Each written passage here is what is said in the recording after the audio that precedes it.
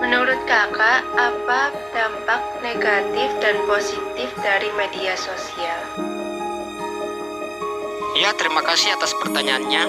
Sosial media atau media sosial ini membawa banyak dampak positif dalam kehidupan kita, yaitu salah satunya dengan adanya media sosial. Kita dapat berkomunikasi tanpa memandang jarak dan waktu, serta kita bisa mendapatkan tentunya informasi yang banyak dari berbagai tempat, berbagai dunia secara cepat, sehingga kita tidak perlu memakan waktu yang banyak, jarak yang jauh. Dan tidak hanya itu, media sosial juga dapat digunakan untuk kehidupan kita sehari-hari. Bahkan bukan hanya itu, tentunya sosial media ini juga membawa dampak negatif bagi kita. Ya, yang kita tahu sendiri bahwa contohnya media sosial ini dapat menjauhkan kita dari orang-orang terdekat kita. Terlalu fokus pada penggunaan sosial media yang menyebabkan kita menjadi acuh pada lingkungan sekitar. Tidak hanya itu, media sosial juga dapat menyebabkan orang kecanduan yang mengakibatkan mereka lupa waktu untuk beristirahat. Bagaimana mengatasi orang yang sudah kecanduan bermain gawai? Tentunya saya berbicara dalam hal ini bukan sebagai seorang pakar atau sebagai seorang psikolog ya. Jadi cara mengatasi kecanduan itu sendiri itu tergantung kembali lagi ke pribadi masing-masing. Apapun yang kita lakukan, berhasil tidak berhasilnya itu kembali ke diri masing-masing. Yaitu kita lakukan hobi baru yang tidak berkaitan dengan sosial media. Kita coba kembangkan atau gali hobi kita yang dulu. Kemudian kita buat jadwal atau batasi waktu untuk bermain media sosial, untuk memegang gadget dan sebagainya yang berhubungan dengan jaring sosial, yang berhubungan dengan internet dan sebagainya. Kita perbanyak juga aktivitas di luar rumah. Kemudian sekali-kali kita coba letakkan gadget kita jauh dari kita lakukan me time itu sendiri untuk diri kita sendiri. Saya rasa seperti itu. Apa saja kegiatan produktif yang sudah kakak lakukan di media sosial? Ya, terima kasih ya. Tentunya banyak hal-hal yang positif yang bisa kita lakukan lewat sosial media dan jauh lebih produktif. Saya sendiri dengan adanya sosial media ini, dengan adanya teknologi ini, saya dapat membentuk komunitas hobi saya. Kemudian kemudian saya juga bisa mempromosikan atau memasarkan produk saya. Kebetulan saya juga seorang wirausaha. Kemudian hal-hal yang positif lainnya itu saya dapat mendapatkan skill baru lewat sosial media. Saya bisa mengupgrade diri saya lewat teknologi yang ada saat ini. Seperti itu. Menurut pandangan kakak terhadap FOMO, fear of missing out, orang yang takut ketinggalan informasi, merasa cemas kalau tidak mengetahui hal yang sedang tren. Ya, fear of missing out ini faktanya yaitu adalah seseorang yang bangun tidur langsung memegang gadget.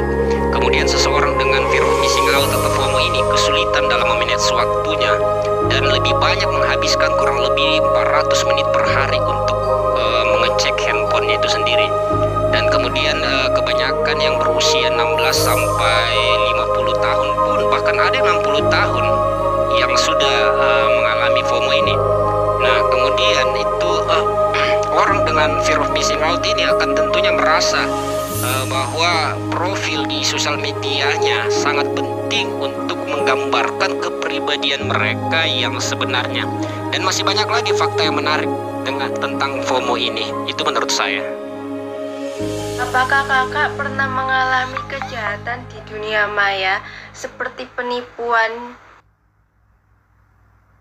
Ya, puji Tuhan sampai saat ini saya belum pernah mengalami yang namanya kejahatan lewat sosial media atau kejahatan cyber ya. Tapi tentu dengan maraknya yang terjadi di tengah-tengah masyarakat, di dalam kehidupan kita ini membuat kita harus lebih waspada dan serta bijak dalam menggunakan media internet seperti itu. Menurut kakak, bagaimana kita bisa menumbuhkan generasi yang melek dengan teknologi dan literasi digital agar Indonesia semakin maju? Karena zaman pasti akan berubah semakin canggih. Kalau kita nggak belajar dianggap sebagai orang yang masih konservatif atau ketertinggalan. Maka dari itu generasi kita di era zaman ini diwajibkan memiliki dan menguasai kesadaran digital agar memiliki kemampuan pengendalian dan pembatasan tindakan dalam bermedia sosial. Nah, kesadaran digital atau melek teknologi ini membentuk pola pikir dan karakter generasi muda agar selalu mempertimbangkan segala sesuatu yang akan dilakukan sehingga tidak merugikan diri sendiri maupun orang lain. Nah, hal tersebut tentunya harus dilengkapi dengan etika dan karakter sebagai pijakan, kemampuan kognitif serta emosional sebagai bagian dari kesadaran digital akan menjadi urgensi tersendiri bagi generasi milenial saat ini. Anak zaman sekarang itu meniru budaya barat. Dia itu melihat di media sosial seperti gaya pakaiannya dan selera musiknya, juga meniru idolanya. Nah, bagaimana supaya mereka itu bisa mengenal budaya Indonesia dan mau share lewat media sosial agar budaya Indonesia itu semakin dikenal oleh mancanegara? Tentunya generasi muda harus ada kemauan untuk dekat dengan seni dan budaya daerahnya. Kemudian ada rasa bangga di dalam diri, itu harus ditanamkan, ada kebanggaan tersendiri sebagai bangsa Indonesia. Kemudian melahirkan kesadaran apa, yaitu bagaimana melestarikan seni dan budaya itu sendiri, karena sejatinya kesadaran untuk melestarikan warisan budaya bangsa kita itu memang harus dimulai dari mereka, karena di pundaknya lah ada potensi besar yang dapat memotivasi. Kemudian mengenalkan budaya itu sendiri pada dunia lewat sosial media, lewat teknologi dan berbagai jejaring sosial apapun seperti itu.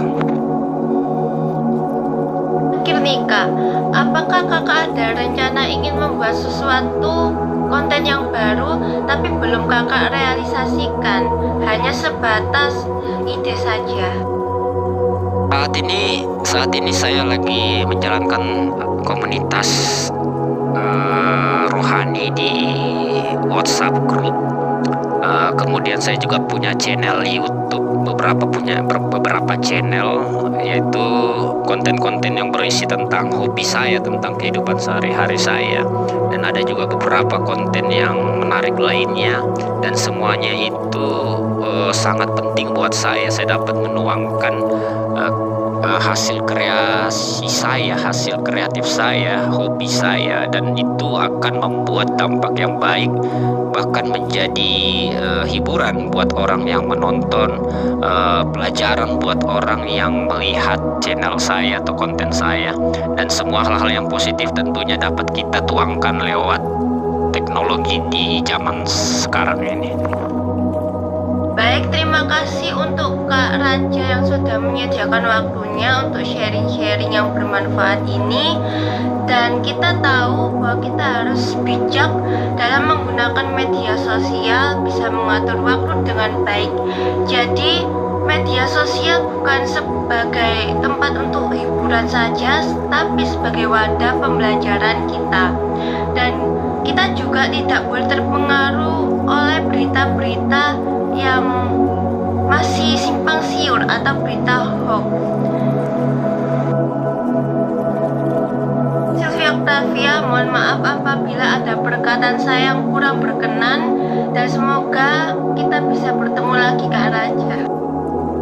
Satu penutup dari saya yang saya ambil dari